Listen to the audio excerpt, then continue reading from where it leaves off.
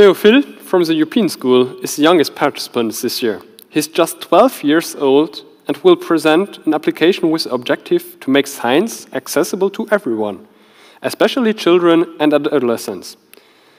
His project is called Kit Ado. Good luck, Théophile.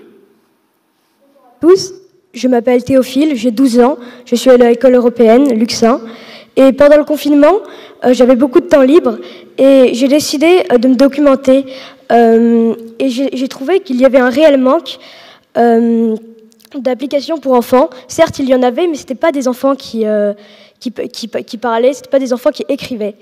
Alors j'ai décidé de faire en premier un blog sur ce que j'aurais vraiment aimé trouver, et ça a très bien marché, donc j'ai fait une application web. Maintenant, je vais vous expliquer ma méthode pour publier. Premièrement, je me documente sur un article que je trouve intéressant. Deuxièmement, je vais l'écrire, je vais le rédiger avec mes propres mots.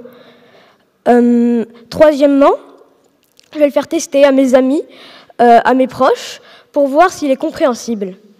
Quatrièmement, je vais le publier.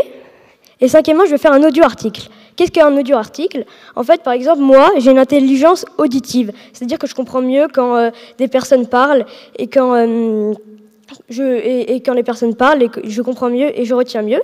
Alors, je vais lire l'article. Et pour les personnes qui préfèrent l'entendre que le lire, eh ben, ils pourront l'entendre. Et les personnes qui préfèrent le lire pourront le lire. Et sixièmement, je vais faire un quiz. Donc, le quiz, c'est pour...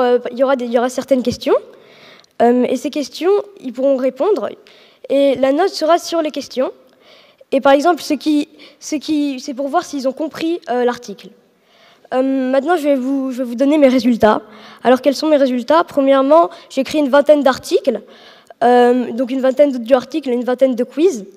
Après, je trouve que j'ai de l'audience. J'ai beaucoup d'audience au Luxembourg, en France et un peu en Belgique. J'en ai même sur d'autres continents, même si mon site est francophone. Et mes audio-articles sont publiés sur Anchor, Radio Public, Spotify et pas mal d'autres plateformes.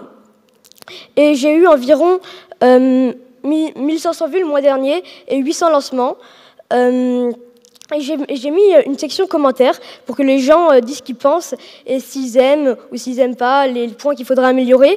Donc j'ai eu des vraiment très bons compliments sur ça. Donc je suis vraiment très content et ça me pousse à continuer. Alors maintenant, je vais vous dire mes objectifs. Quels sont mes objectifs ?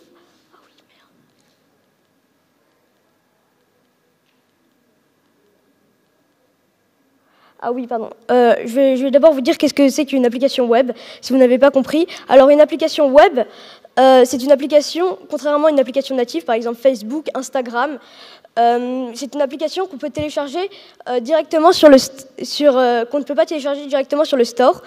Par exemple, comme grande application web, il y a Pinterest, il y a aussi Twitter Lite. Et il y en a encore plein d'autres, mais on ne peut pas la télécharger sur le web. Par exemple, moi, si on va sur mon application, il y a déjà un site, il va y avoir une petite notification en haut qui va dire « Voulez-vous télécharger l'application ?» Il faut appuyer sur « Télécharger » et ça va arriver sur l'écran d'accueil comme une application normale.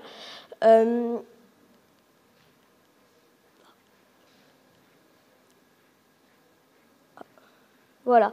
Alors maintenant, je vais vous donner mes objectifs. Mon objectif est de populariser et de vulgariser mon site. J'aimerais bien être en partenariat avec un scientifique si c'est possible. Aussi, j'aimerais vraiment faire des vidéos avec un biologiste, avec un scientifique, avec un physicien pour qu'ils expliquent aux personnes qui regardent mon site certaines choses. Et j'aimerais aussi beaucoup qu'il y ait un peu plus d'audience et j'aimerais devenir un grand scientifique. Au revoir. Bien présenté, parce que, aller en danse et il pose ses questions.